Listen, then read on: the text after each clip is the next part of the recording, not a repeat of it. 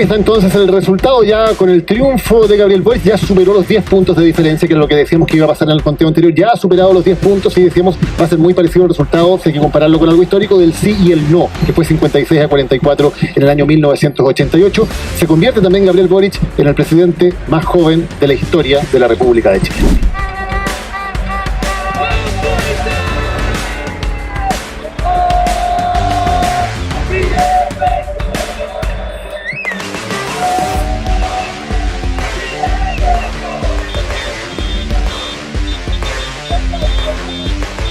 Boric va a cambiar todo va a cambiar Boric. Él es el mejor. Primera vez en miles de años vamos a tener un país feliz. El primer presidente tan joven de Chile.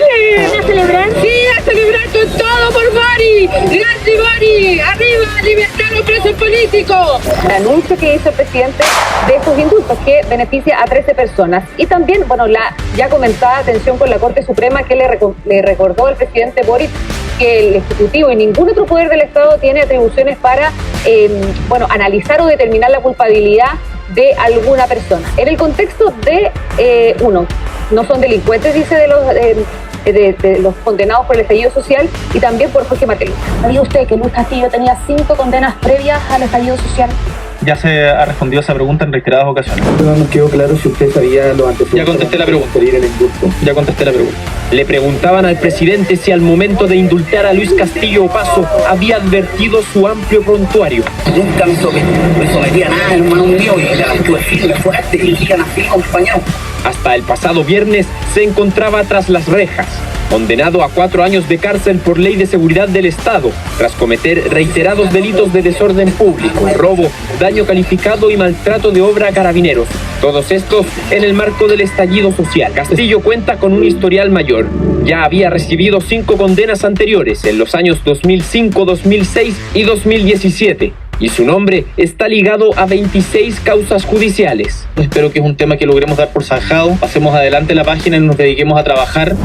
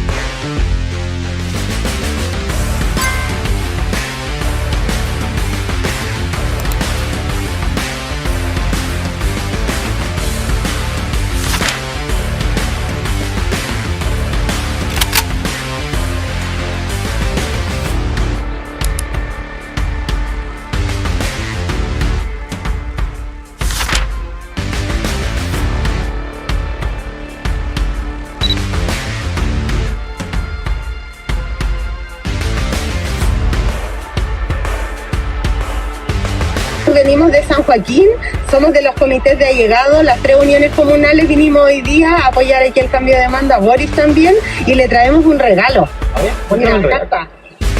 Tenemos a Boric con su mascota y vamos a ver si es posible entregar. Gabriel Boric plantea falsamente, es un impostor, que él dice ser feminista y respetuoso de la democracia y los derechos fundamentales, cuando en realidad él es una persona profundamente violenta.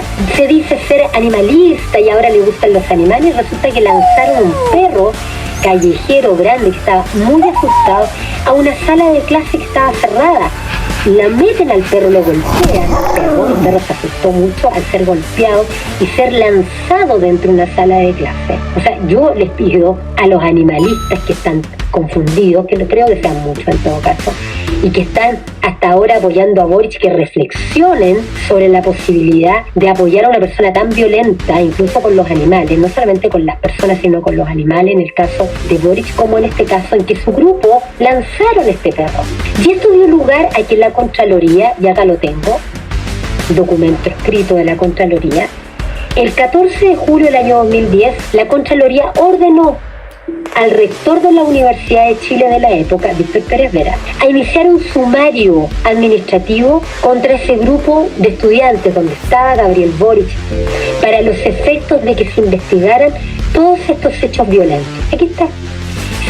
cargo la Universidad de Chile, el rector Víctor Pérez Vera, con vínculos con Joaquín Lavín en la época y también con Elwin, no hizo absolutamente nada al respecto. Boric es una persona violenta y machista protegida por el sistema. Por ejemplo, yo jamás festiné ni me hizo ningún sentido esta imagen burda del perro aquel, del perro matapacos, como le llamaban. Ustedes jamás van a encontrar una declaración mía festinando o haciendo gala de aquello. Me parece que es ofensiva, me parece que es denigrante y no es la manera que yo entiendo cómo se tiene que hacer la política. El respeto a los derechos humanos es siempre y en todo lugar un compromiso inclaudicable y que nunca por ningún motivo podemos volver a tener un presidente que le declare la guerra a su propio pueblo. ¿Bien o no, primera dama? Opinaría que es un cargo que merece ser repensado. No tiene ningún sentido. Nosotros vamos a terminar a abolir esa institución. No solo porque existen, sino que pensarlos de nuevo, diseñarlos y decir, ok, esto es lo que más se ajusta a los tiempos actuales. Hemos decidido asumir el rol tradicionalmente llamado primera dama, con el compromiso de reformularlo. Reformulación que en las últimas horas llegó al centro de la polémica tras divulgarse esta resolución del 30 de marzo, una modificación administrativa en la que el gobierno ordena reemplazar el nombre de primera dama por Irina Karamanos y el gabinete de la primera dama pasaba a personalizarse con el nombre de Irina Karamanos con nuevas atribuciones. Siempre ha sido primera dama, ¿por qué tiene que ser primera dama con el nombre de ella? La página del gobierno que mostraba el gabinete de Irina Karamanos como una de sus instituciones fue rápidamente modificada tras estallar la polémica, al igual que este espacio con el nombre de la cientista social. A través de un comunicado se informó que se dejó sin efecto la modificación y que se debió a un error administrativo. Sobre la denominación del gabinete de Irina Karamanos, ¿quién dio esta instrucción y a qué atribuye el error? Y más allá del error, presidente, ¿cómo se enfrenta esta contradicción entre lo que usted planteó en campaña sobre abolir el cargo y que finalmente terminara personalizándose? Eso está absolutamente superado, corregido, y la disposición y el trabajo que está llevando adelante Irina es justamente lo que se señaló al respecto en campaña. Presidente, pero ¿la responsabilidad recae en alguien o en alguna repartición de palacio? A mí lo que compete es que esto fue corregido como corresponde y de que se está avanzando en particular en lo relativo a las fundaciones dependientes de gabinete y por lo tanto se está avanzando en la misma dirección que se señaló desde un comienzo. Crear también un sistema nacional de cuidado que reconozca y valore a las mujeres que producto del machismo y la sociedad patriarcal hoy siguen realizando ese trabajo, y vamos a avanzar en socialización, valorización y corresponsabilidad, dejando atrás de una vez por todas la herencia patriarcal de nuestra sociedad. Fue la respuesta del candidato de Apruebo Dignidad a la acusación de acoso que reflotó este miércoles el medio El Líbero, una publicación que aludió a la denuncia del año 2012, cuando Boric era el presidente de la FED, por conductas inapropiadas que fueron reveladas por la presunta víctima en su cuenta de Instagram en julio de este año y viralizadas a través de redes sociales. Los hechos se hicieron públicos a mediados de este año cuando Boric competía en la primaria con Daniel Jadwe. La presunta víctima señaló haber denunciado en dos oportunidades, en 2012 y 2016. Fue la candidata a diputada por el Frente Amplio, Emilia Schneider, quien en julio, cuando se dio a conocer la información, también por redes sociales, dijo que los hechos eran verdaderos. Hoy no quiso referirse al tema.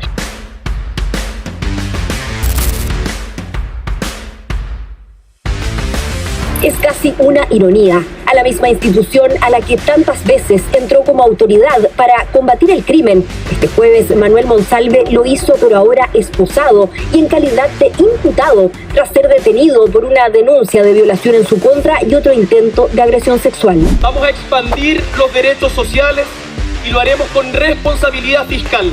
El plan tuvo un costo total de 591 millones de pesos. Finalmente se vendieron 5.743 cilindros a 10.000 pesos menos de lo que valían en el mercado. Lo más llamativo en todo caso es que la operación significó para el Estado un valor total de 117.000 pesos por balón de gas, ya que más de 84.000 pesos por unidad se destinaron a la distribución.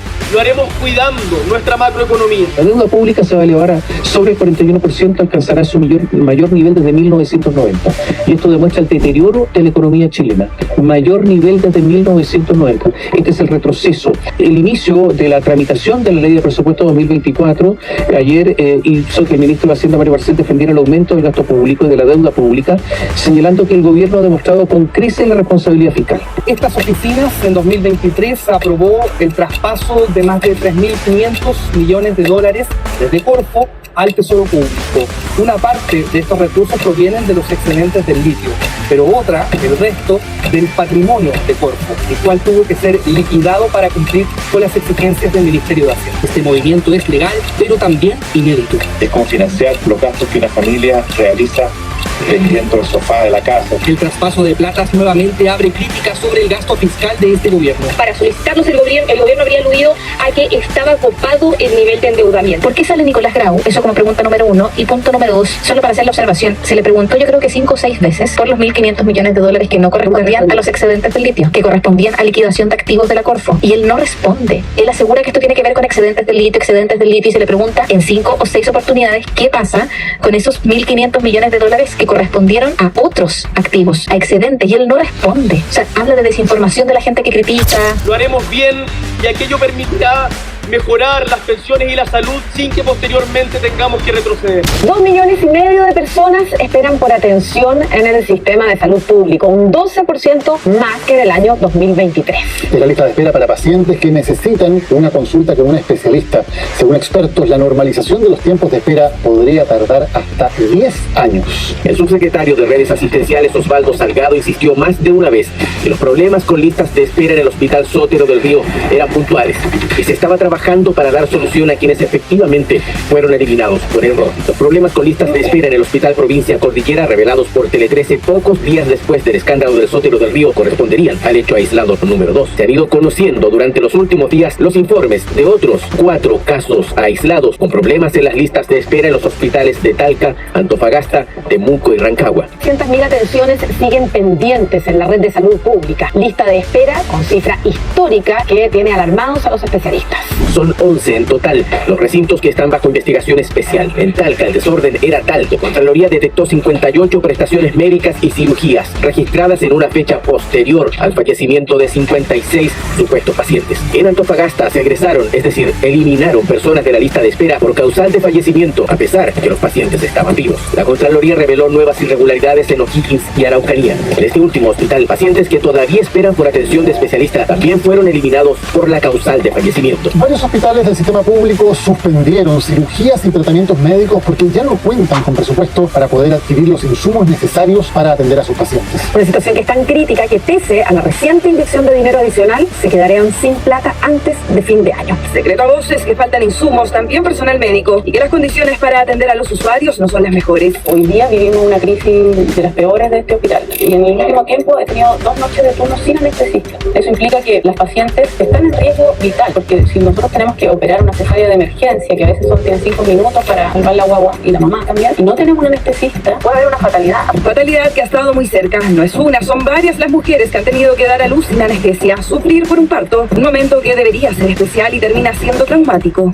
Pedí la anestesia cuando estaban 4. Pucha, el anestesiólogo no llegó, así que tuve mi parto sin anestesia. Es que la falta de anestesiólogo se ha hecho común. Muchas veces hay solo uno para todo el hospital. Se priorizan urgencias y casos como estos quedan en espera hasta que ya no pueden más. Y eso que aún no llega el invierno, pero ya tienen pacientes hospitalizados con crisis asmáticas y no cuentan con los insumos necesarios para tratar una insuficiencia respiratoria. En farmacia tienen quiebre de alrededor de 50 medicamentos a la semana. Ni hablar de los bloqueos de Senabat, que superan los 60 medicamentos por deuda. Uno dice, estamos discutiendo el presupuesto de la nación y no saben cuál es la deuda que tienen los hospitales.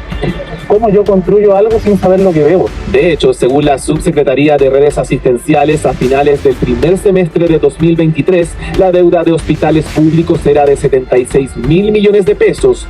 A un año de eso, la deuda ya sobrepasó los 189.000 millones. Falta de dinero que también se refleja en los hospitalizados. Los médicos aseguran haber vuelto a trabajar como en los años 70 por la falta de insumos. Se las ingenian para tratar dolencias. En traumatología prácticamente volvieron al pasado. Y tendremos un Congreso equilibrado. Eso ya es una realidad. Lo que significa a la vez una invitación y una obligación de dialogar. ¿Cuáles son sus pensamientos en ese momento? Me pareció bien inaceptable que se atrasara la ceremonia porque el rey de España se había atrasado. Eso pero bueno, son cosas que pasan. Donde en marzo pasado reaccionaron luego que el recién asumido presidente de Chile criticara al rey Felipe VI por demorarse y retrasar el inicio del cambio de mando. Cuestionamientos a la corona que no dejó pasar el polémico periodista radial español Carlos Herrera. La comitiva del rey llegó tarde porque le tuvieron esperando media hora en el coche sin darle acceso a la ceremonia. A los chilenos, con este merluzo les esperan días de gloria. Con más propiedad a los países desarrollados, como Estados Unidos, que no está aquí presente, como la Unión Europea, como China y como India, que tienen el deber de hacer más esfuerzos para proteger nuestro medio ambiente. Junto a una pequeña rectificación de mi parte, mencioné Estados Unidos está acá presente con John Kerry, y eso también es tremendamente importante. Thank you very much, Mr. President Boric, and presidents and fellow ministers. I just have one question. Where's the beer? La molestia fue evidente y así la expresó el embajador de Israel al gobierno chileno tras ser citado a la sede de la Cancillería. Un impasse diplomático desatado luego que el presidente Gabriel Boric decidiera posponer el encuentro protocolar a último minuto. El embajador israelí llegó al Palacio de la Moneda a las 10 de la mañana para presentar sus cartas credenciales. Puntual esperó su turno, pero en ese momento le comunicaron que el encuentro se cancelaba. Yo fui invitado a la Moneda, llegué a la Moneda y allá no me dejaron entrar. O sea, este fue lo que pasó una vez allá y han dicho que la entrega de las cartas credenciales serán en el próximo mes. Arabia Saudita, Suecia, Alemania, Bélgica y Suiza asistieron por el mismo motivo y ellos sí fueron recibidos y cumplieron con el protocolo, porque Israel no. El gobierno decidió posponer la cita por la muerte hace pocas horas de un joven palestino de 17 años fallecido en el norte de Cisjordania en un operativo del ejército de Israel. El gesto de Boric provocó un intenso debate parlamentario. No podemos ser indiferentes cuando hoy día en nuestra hermana República del Perú, con el gobierno bajo el mando de Dina Boluarte, personas que salen a marchar, a reclamar lo que consideran justo, terminan baleadas por quien debiera defenderlas. Hacemos notar la imperiosa necesidad de un cambio de rumbo en el Perú, porque el saldo que ha dejado el camino de la represión y la violencia es inaceptable para quienes defendemos la democracia y los derechos humanos. Es de lamentar, por ello, que algunos gobiernos de países particularmente cercanos no hayan acompañado al Perú en este difícil trance institucional, y más bien hayan priorizado la afinidad ideológica al apoyo inequívoco al Estado de Derecho y a la sucesión constitucional. El vicecanciller Ignacio Higueras transmitió hoy al embajador de Chile el malestar que ha generado en el gobierno peruano la manera irrespetuosa en la que el presidente Gabriel Boric se refirió en su intervención en la CELAC a la presidenta de la República, Dina Boluarte.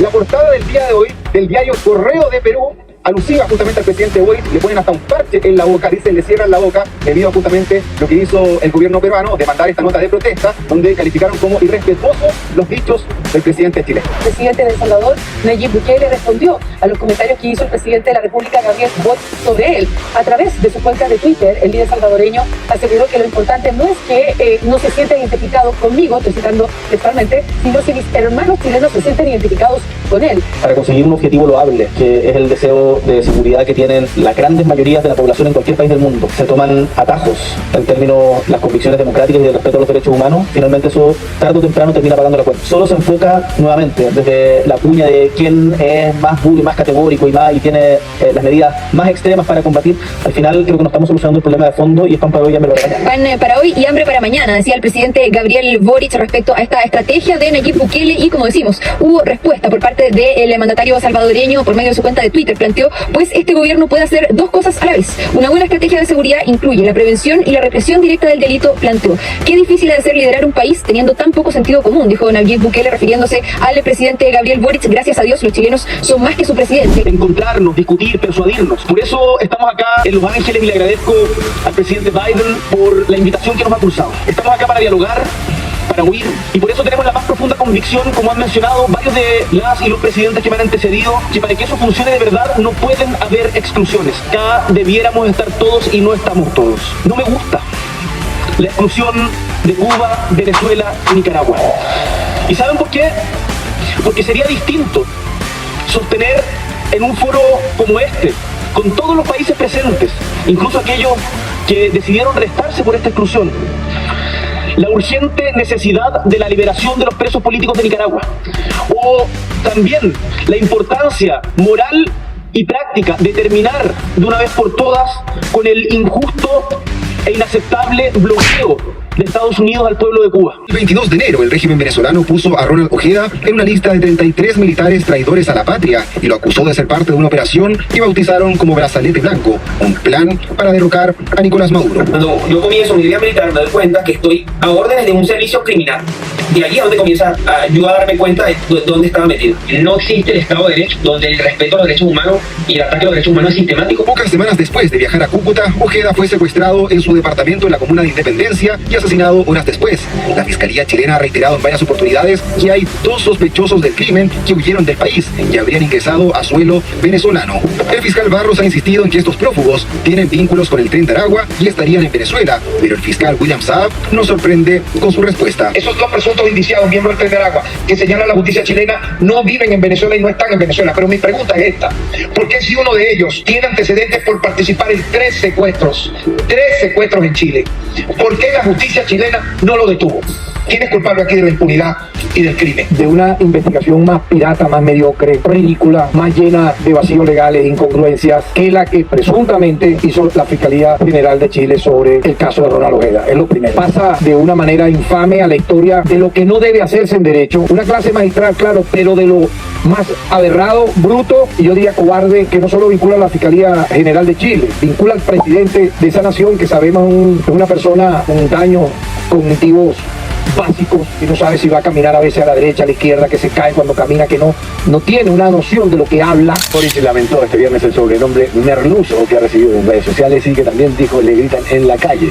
Uno de los insultos que se ha instalado para referirse a mi persona es el de merluzo. Recién íbamos entrando y una señora gritaba merluzo, mamarracho. Seguramente vota rechazo. Hermoso lugar.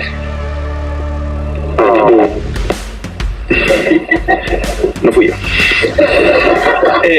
Protéger la démocratie, lutter contre les changements climatiques et travailler en faveur de la démocratie, lutter contre les changements climatiques. ¿Qué están tratando de instalar? No, le estoy preguntando, pero ¿cuál es la tesis de la pregunta? ¿Por qué decidió realizarse primeramente un examen de orina y no una EP? Pero basta, no, pero por favor. Basta de seguir instalando mentiras. Yo creo firmemente en la libertad de expresión. Creo firmemente que la prensa tiene el deber de incomodar al poder. Y por lo tanto, aunque a veces uno se sienta acorralado y que las preguntas son muy difíciles, en buena hora, para eso está la prensa. Impresionante lo que ocurre. La actitud de Boris es pésima. Si después se baja y va a increpar a Mario, le dice irresponsable, te pasaste, le dice como a la oreja. Yo no lo había visto esto. La vocera del gobierno, Camila Vallejo, se pronunció respecto a este altercado que protagonizó el presidente de la República, Gabriel Boric, quien este lunes bajó raudo desde su despacho directo a increpar a un fotógrafo de la prensa acreditada de La Moneda, quien le sacó una foto haciendo su trabajo. Realió el pronunciamiento del Colegio de Periodistas. Las autoridades públicas deben ser las primeras en respetar la labor de la prensa. Son las críticas, Isabel, en la interna oficialista. Algunos dicen que el gobierno debiese ser neutral y no como ha dicho usted, o la ministra Siche han dicho que no van a ser neutrales. ¿Quiénes? Lo han dicho en privado. ¿Tú dices alguno de los de acá presentes? Sí. Se suman a otras acciones suyas y de su gobierno hostiles con la labor periodística.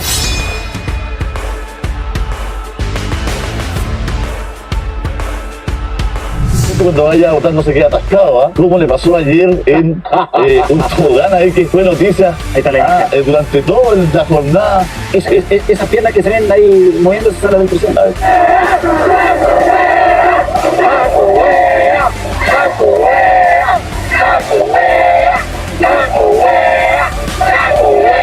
¡Renuncia, oye! ¡Renuncia! ¡No, renuncia! Y cuando ustedes han estado acá, ustedes tomaron que también la base de discusión del país. Pero que llevando la protesta. No, si no se trata de no buscarse nada, estamos. Así es. No te retiro. No, si no lo van a atacar, si estamos diciendo. Vamos a ser unos perros en la persecución de la delincuencia. La muerte, pero el gobierno no se coloca los zapatos ni los pantalones. Boris prometió cuántas cosas, prometió esto, prometió otro. ¿Y dónde está? ¿Por qué no denuncia, presidente Gabriel Boric? Yo se lo digo amablemente, porque toda la gente lo odia a usted, lo odia. Perspectiva histórica más clara. Partimos en el año 2018 con 845 homicidios, vienen en alza, como ustedes ven, el año 2019 se llega a 924, hasta 1115 el año 2020. Luego, claro, viene la pandemia, que significó una baja, pero luego vuelven a subir de manera bastante abrupta hasta llegar a un máximo acá, el año 2022. 1.330 homicidios con una tasa de 6,7, y después en los siguientes años se ha visto una disminución bastante leve, bastante gradual, que de todas formas todavía nos tiene con cifras bastante más altas que las que teníamos hace 6 años. Efectivamente es una buena noticia que hayan disminuido la omisión en el país, sin embargo esto pareciera ser más bien una estabilización con esta pequeña baja de unas cifras que ya son demasiado altas en comparación con los registros históricos que tienen en el país. En 9 regiones baja la tasa de homicidios el año 2024, si se compara con 2023, en las 7 restantes suben. Atacama, O'Higgins, Ñuble, Biobío, Araucanía, Los Ríos y Aysén experimentan alzas. Denuncian el uso a la cagada presidente de Chile que tenemos. Lo digo, mira, en la cara. No ando escondiendo de nadie. Que en el año 2000 a mí me asesinaron a mi hijo mayor. Y nunca había justicia. Pues de que ni hay justicia aquí también. Y esta cagada de presidente, se lo digo a todo el país, del mundo sale. ¡Renuncia, conche tu madre! ¿Están más preocupados de la Constitución o de la delincuencia? Pero pónganse bien de pie los que están más preocupados por la delincuencia. Muy bien. Muy bien. No venimos con una idea a imponer a toda costa sin importar que sea lo que pase. ¿Y la Constitución? Bueno, la Constitución se rechazó. Al que lo pregunta. Y nosotros respetamos el veredicto del pueblo de Chile. Y también, señor, déjeme decirle, y le exijo respeto. ¡Ay, porque saco wea!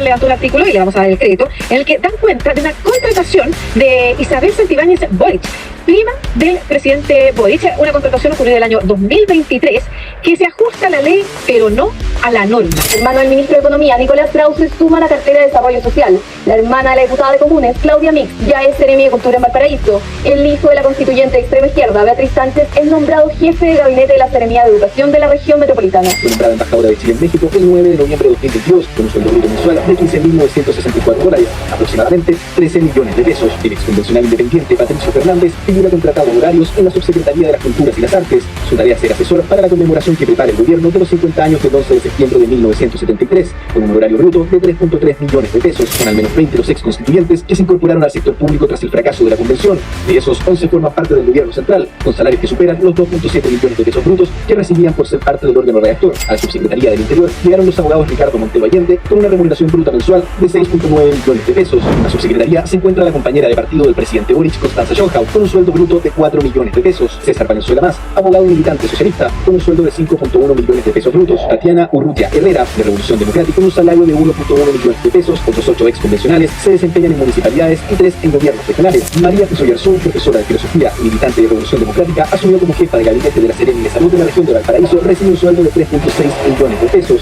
Manuel Bordaz, Tania Madariaga, Alejandra Pérez y Eric Chinga sumaron a la municipalidad de Cotichar a pocos días de que el órgano redactor se disolviera. El abogado Claudio Gómez Castro tuvo la proclamación como independiente en Grupo Socialista y subió a la municipalidad de Rinconada con un sueldo de 1.8 millones de pesos. La profesora de Historia y Geografía Dayana González, de la lista del pueblo en la convención, fue contratada por la municipalidad de Tocopilla como docente de planta con un sueldo de 1.4 millones de pesos. Las reiteradas veces y los montos que se han adjudicado empresas relacionadas con el presidente Boric desde el año 2012 cuando él era dirigente de la fecha. Nos llama la atención que una empresa que se llama de nombre de fantasía Merced tenga permanentes contratos millonarios, como les digo, en distintas reparticiones. Tiene hoy día contratos con Previsión Social, INDAP, Defensoría de la Niñez, Senda, Servicio Nacional del Patrimonio, la Subtere y otros más. Además, les queremos mostrar aquí un simple gráfico que demuestra que el año 2021 esta empresa tenía un contrato con el gobierno del presidente Piñera de 13 millones de pesos. Cuando llegó el presidente Boric tenía 108, el año pasado 409 y ya en mayo de este año, que estamos solamente en mayo, tiene 473 millones allá.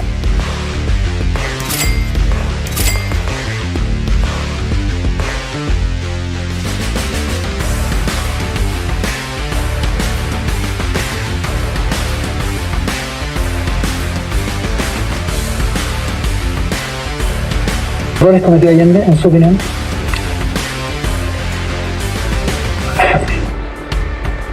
$33 millones de pesos los que el gobierno a través del Ministerio de Bienes Nacionales desembolsaría para comprar la casa del expresidente Salvador Allende en la comuna de Providencia. El 20 de diciembre pasado, el Estado chileno inició el proceso de adquirir la propiedad.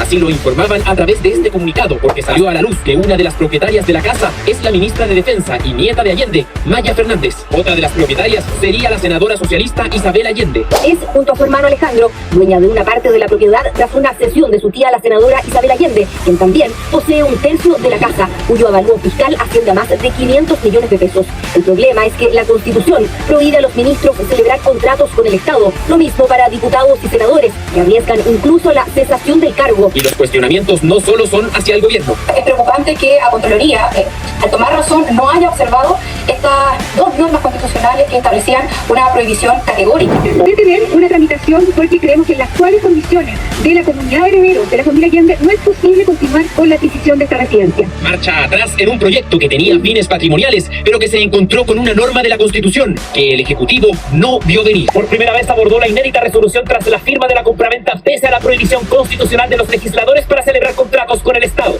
Sí, reconozco que como parlamentaria de una larga trayectoria debía haber tenido presente el artículo 60 de la Constitución. No rehuyo mi responsabilidad, pero no soy abogada. En la jornada previa, la jefa de la División Jurídica de la Secretaría General de la Presidencia, encargada de revisar el decreto firmado por el presidente Boric, admitió que conocía el impedimento, pero no alertó al mandatario. Efectivamente, al igual que mi equipo, conocía la norma, pero como ya hemos explicado, a nosotros nos toca una tarea muy específica. En este caso, nosotros realizamos solo aquellas labores que nos corresponden en este caso particular, que son aquellas que de hecho nos exige la ley, que es la revisión de la legalidad de los decretos supremos que firma el presidente de la República. La respuesta despertó severas críticas a la asesora y peticiones de renuncia.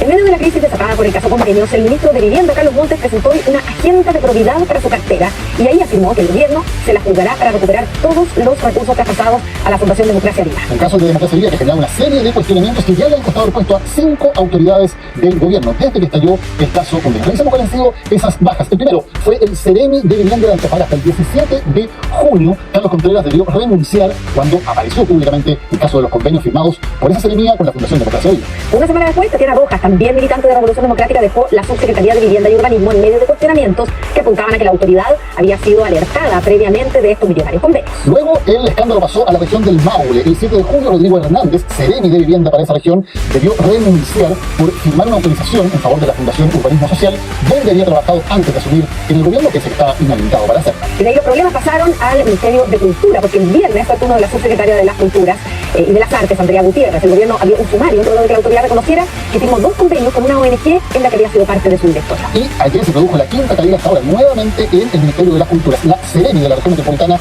Alejandra Jiménez, también reconoció traspasos a una organización que había fundado antes de asumir su cargo en el gobierno. En resumen, son 3 Ceremi y 2 subsecretarios, las 5 bajas del gobierno en estos casi 50 días del caso Convenio. Trágico incendio que ha dejado a cientos de damnificados. Bueno, ellos han protestado por la lentitud de la reconstrucción.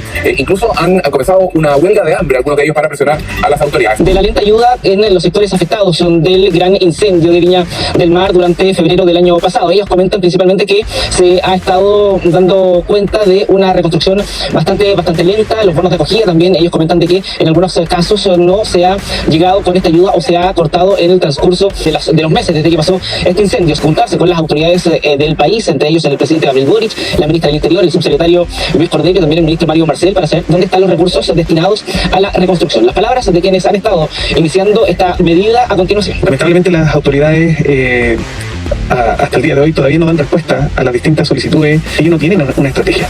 Si uno lamentablemente le pregunta, y esto no es que uno quiera ir en contra del gobierno como tal, pero los hechos y las mismas reuniones que hemos estado con ellos describen cuál es la situación real. La situación real es que ellos no tienen cifra en cuanto a cuántas casas en reconstrucción hay. Y hemos estado en reuniones, mesas de trabajo, y las reuniones formales no han resultado. Queremos que nos demuestren los recursos internacionales, que nos digan dónde están esos recursos. Necesitamos información, necesitamos ayuda, necesitamos nuestra vida de vuelta. Respondió frente a esto la ministra de Desarrollo Social, Javiera Torres, donde también comentó de que un proceso de reconstrucción no se demora de la noche a la mañana, sino que es un proceso largo. Incluso la autoridad dio un plazo de hasta 5 años para empezar y también tener un catastro más definitivo con la reconstrucción. Una hora de críticas provenientes de la oposición tras conocerse su reunión con integrantes de la banda Tool llevada a cabo este lunes en Santiago. El encuentro tuvo lugar en la residencia del productor de conciertos vinculado a Lotus, organizadores de Lollapalooza, donde la agrupación se presentó el fin de semana. El mandatario asistió a un asado tras regresar de Punta Arenas, donde abordó la emergencia de los incendios forestales que afectan a las regiones del Biobío y la Araucanía. Frente a este hecho, la oposición cuestionó la reunión, señalando que ocurrió mientras el país se enfrenta a una crisis por los incendios en el sur de Chile. Ese con orgullo es un programa dirigido a personas trans y de género no conforme de 3 a 17 años. ¿Cuántos menores han recibido hormonas solo en hospitales públicos? Hay un total de 600 niños y adolescentes que han recibido terapia hormonal, todos mayores de 10 años y en promedio 15 años de edad. El programa pretende promover un ambiente de respeto a la autoaceptación del nuevo género al que los niños y niñas sienten pertenecer. Los problemas surgen cuando el padre o la madre o ambos progenitores no aceptan la transición de sus hijos. A mi hijo lo transicionaron en un mes. Me lo quitaron. José perdió y una fuerza lo sentenció a un control de impulsos. Y aparte de eso, que buscara apoyo para entender el tema de transición de género que estaba atravesando. Nada más, nada específico. Fundación Selena tiene la mala costumbre de sacar a los niños a marchar. A marchar. Los pollitos dicen pío, pío, pío, y los transexuales, este cuerpo es mío.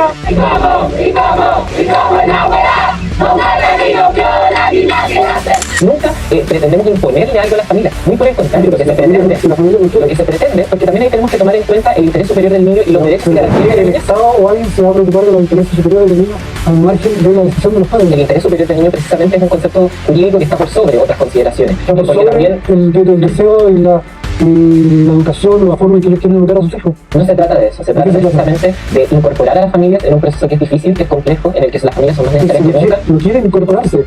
No quieren, entonces sienten que le están arrebatando a sus hijos. Es que en ningún caso se está arrebatando a su hijo. Pero ¿a ti te parece legítimo que una familia discrimine a un niño o niña trans? A mí me parece legítimo que una familia que tiene un hijo pequeño quiera esperar el desarrollo de su hijo. No que a los 4 o 5 años le priven de su autoridad. A nadie se le está privando de su autoridad. A nadie se le está privando de su autoridad. Las personas que han entrevistado me dicen que sí, que se sienten ellas vulneradas.